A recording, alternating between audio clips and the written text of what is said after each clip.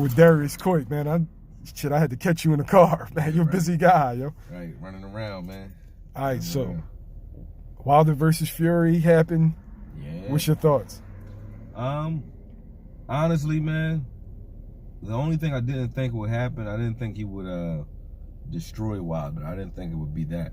I thought he would respect Wilder's power a little more than he did. Not that he didn't respect it at all, but I just felt like he would respect it a little bit more and it would go the distance due to that fact. And I thought that Tyson Fury would win in 12 because the thing that happened in my mind is I think what happened in Tyson's mind is when you look at the other fight, you can make an argument. Like anyone who made the argument that it was a draw, I can argue that it should have been a draw, right? But you couldn't argue that Wilder won. But you could argue that Fury won if you wanted that first fight, right? So that's how I looked at it. Like you couldn't have given Wilder more than 4 rounds. The 2 rounds that he knocked him down in, and then maybe 2 other rounds if you felt like it, if you felt generous. And those 4 rounds, you know, with the 2 10-8 rounds made it, you know, a draw-ish type of fight. But you couldn't have said he won, period. So with that, Tyson probably says like, listen, man, if we're just counting rounds, I beat him more rounds than he beat me. All I need to do is not get knocked down. You know what I mean? And if he can put together 12 rounds of solid boxing, I think in his mind he says he could beat anybody, including Wilder, and he proved that yesterday. I just didn't think that Wilder was going to come with anything new. The one ripple though that impressed me in Wilder's last fight against Ortiz is he showed that he had some tact to him, that he was learning at least that, because the right hand that he threw against Ortiz, that right hand down the pike at the end, he was throwing a rounded off right hand the entire fight. So he's making Ortiz take his left to catch it. He was taking it outside. So Ortiz got in the habit of just reacting that way to that right hand. So when he turned him that final time, Ortiz went to block it. He knew the right hand was coming. It's not like he didn't know. He just thought it was coming outside. And for the first time in that fight, Wilder threw it straight down the middle. And because of that, he knocked him out. So that showed that he actually was plotting that. He prepared that punch. So I like that. I was just saying, well, if he can build off of that, then maybe he has some traps for Fury that, you know, Fury might not anticipate. But he really didn't. It was like a street fighter fighting a boxer. He was throwing a lot of wild, long punches and fighting the wrong fight from the get-go. Like fighting going backwards with his head in the air, which works if you're fighting a shorter guy. But when you're fighting a guy your height, you gotta come into his punches rather than, you know, giving him more room, because you're giving him, he has more leverage back here than he does right in the eye of the storm, so to speak. And when he did that, he was safe at times in the fight, but then Fury would take him and put his weight on his neck, things like that, when he would come forward, which is like an old Emmanuel Stewart trick. You know, Lennox Lewis did it. That's just the thing. So, you know, it's just a strange thing, man. It's a strange thing. I just feel like at the end of the day, for Fury and Wilder to be such a big event, and for Wilder to be as unpolished as a boxer as he is, that just shows you the state of boxing today. And that's not to take anything away from Wilder, but, you know, the Riddick Bowe era, the Holyfield, Lennox Lewis, old George Foreman, you know, those guys, I think those guys beat Deontay Wilder. Seriously, I think he has a puncher's chance against those guys, but I think he beats Wilder. They beat Wilder. So for Wilder to be as high up as he is, purely on power and just power alone, is amazing. It's amazing. That shows you the state of boxing, though. It's amazing. Because Wilder he doesn't have an answer for anything defensively at all. I didn't see anything. He doesn't know how to catch a jab. His left hand, he could have easily just took the right hand away from Fury by just extending his left hand.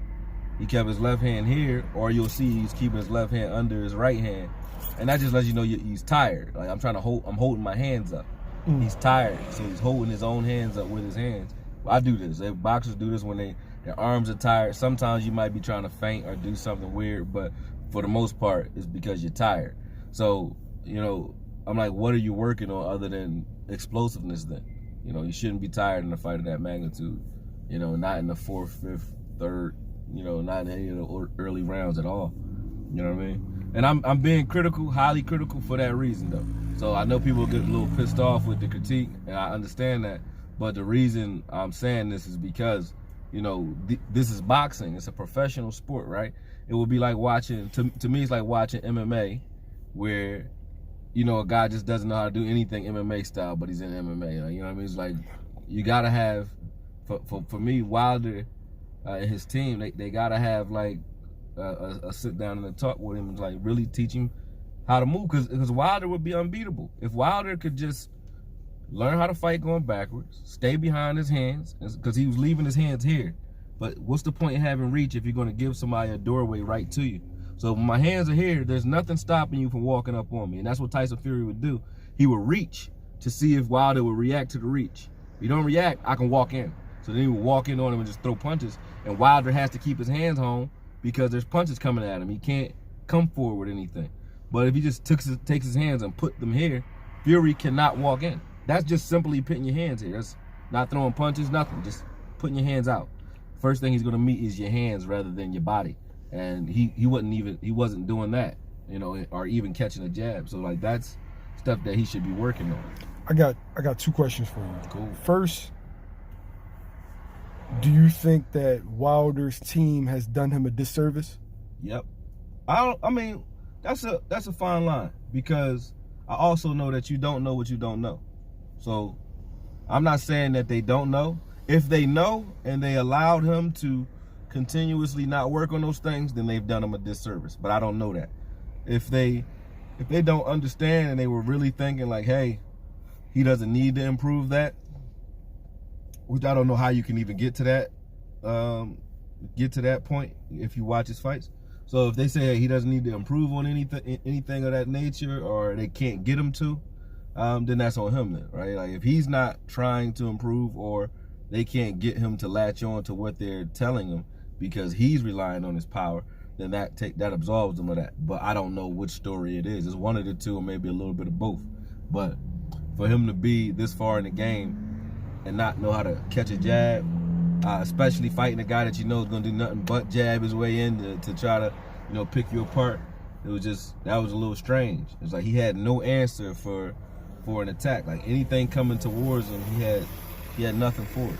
Like he had no answer whatsoever for a jab, for an overhand right, none.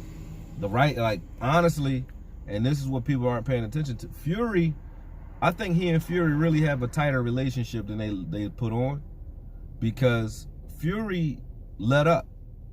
He let up a lot, especially at the end. The last round, he kind of pussyfooted in there, just like, you know, when it reminded me of when Roy Jones was fighting a guy, I think Mark, he was fighting, it was a military deal, like Mark Henry, Mark something, but it was a strong military boy, and Roy was beating him in the corner, and then he stopped, and he just looked at the ref like, come on, and then he went back and threw some more punches and ended it. And it was sort of the same thing at the end with Fury. Fury could have hit him even, he could have attacked a lot more in the last two rounds than he did. I think he let him off the hook a lot.